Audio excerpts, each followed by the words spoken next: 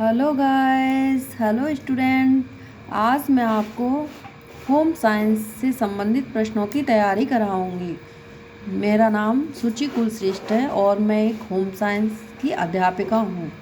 तो चलिए आइए आज होम साइंस से संबंधित प्रश्नों की तैयारी करते हैं। लू लगने पर देना चाहिए आम का पन्ना, फलों का रस, सब्जियों का जूस, बेल का शरबत। बताइए आप सभी। तो लू लगने पर क्या देना चाहिए? लू लगने पर आम का पन्ना देना चाहिए। रक्त के निर्माण के लिए आवश्यकता होती है, किस चीज़ की आवश्यकता होती है? लौह तत्व की, तांबा, कोबाल्ट, ये सभी। तो लौह तत्व। विश्व स्वास्थ्य दिवस मनाया जाता है, तो विश्व स्वास्थ्य दिवस कब मनाया जाता है? 7 अप्रैल को। नेक्स्ट प्रश्न है आपका, वस्त्र आवश्यकता है। हमें वस्त्र की आवश्यकता क्यों है? मतलब वस्त्र की आवश्यकता है। आकस्मिक, विलासिता, अनिवार्य या आरामदायक? आप लोग बताइए। तो हमें वस्त्रों की आवश्यकता अकस्मात पड़ती है? नहीं। विलासिता के लिए? नहीं। आरामदायक? नहीं। अनिवार्य मतलब हमें वस्त्र पहनने ही पहनने हैं। मनुष्य की प्राथमिक आवश्यकता क्या होती है? रोटी, कपड़ा और मकान। ड्रा शीट होती है। ड्रा शीट छोटी सफ़ेद सूती चादर। पुस्तक लेखन से प्राप्त होने वाले धन को कहते हैं।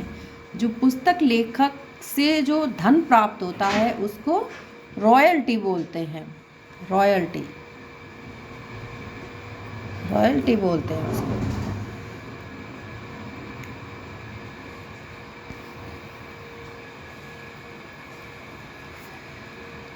WHO संगठन का संबंध है किससे? है देश के स्वास्थ्य से, विश्व के स्वास्थ्य से, ग्रामीणों के स्वास्थ्य से या प्रदेश के स्वास्थ्य से?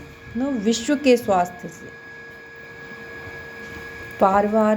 पारिवारिका को रोगी के साथ व्यवहार करना चाहिए, कठोरतापूर्वक करना चाहिए, जबरदस्ती, सहानुभूतिपूर्वक या इनमें से कोई नहीं? तो बताइए आप लोग, हमें रोगी के साथ किस प्रकार का बर्ताव करना चाहिए? तो रोगी के साथ सहानुभूतिपूर्ण बर्ताव करना चाहिए। नेक्स्ट है हमारा, गृह व्यवस्था के साधन हैं। कौन कौन से साधन हैं हमारे? भौतिक, मानवीय, सार्वजनिक, तीनों। तो ये तीनों। त्रिफला गुणकारी है।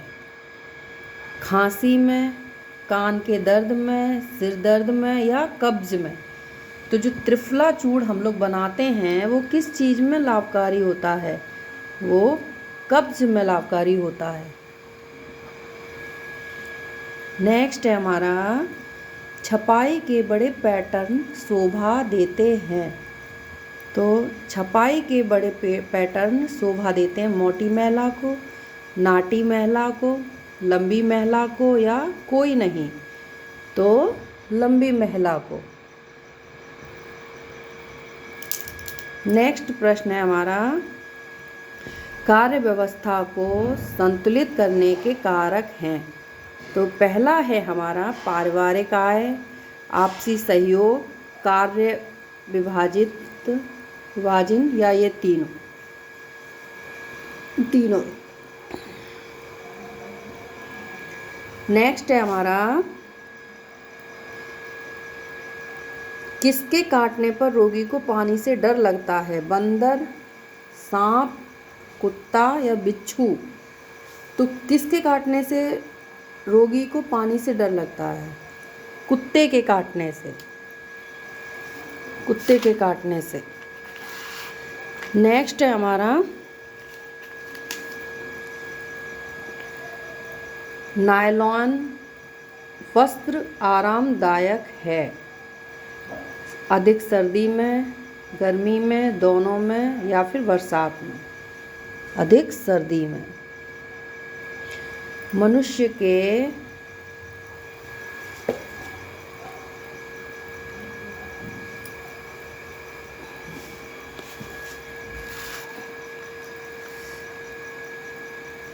मनुष्य के लार में पाई जाती है? पेप्सिन, लाइपेज, टाइलिन या कोई नहीं? तो जो मनुष्य की लार में पाया जाता है वो टाइलिन नामक एंजाइम पाया जाता है।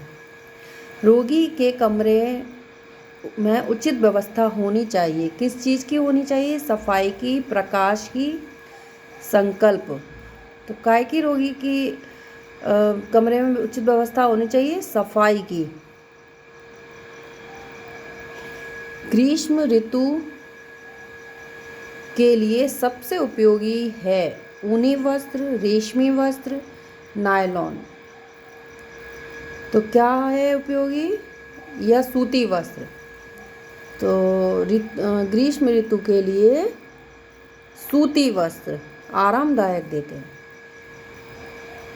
शुद्ध वायु में नाइट्रोजन की प्रतिशत मात्रा होती है? कितनी होती है? 78%, 0.03%,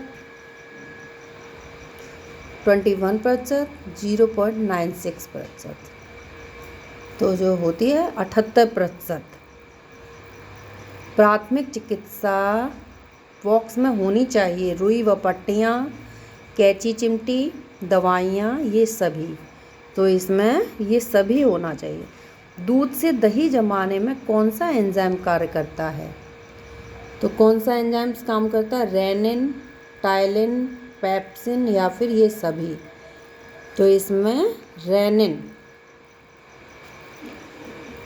चलिए, तो मैं अब आपकी क्लास कल लूँगी। मैं आपको कल बताऊँगी, कल पढ़ाऊँगी होम साइंस से संबंधित प्रश्न।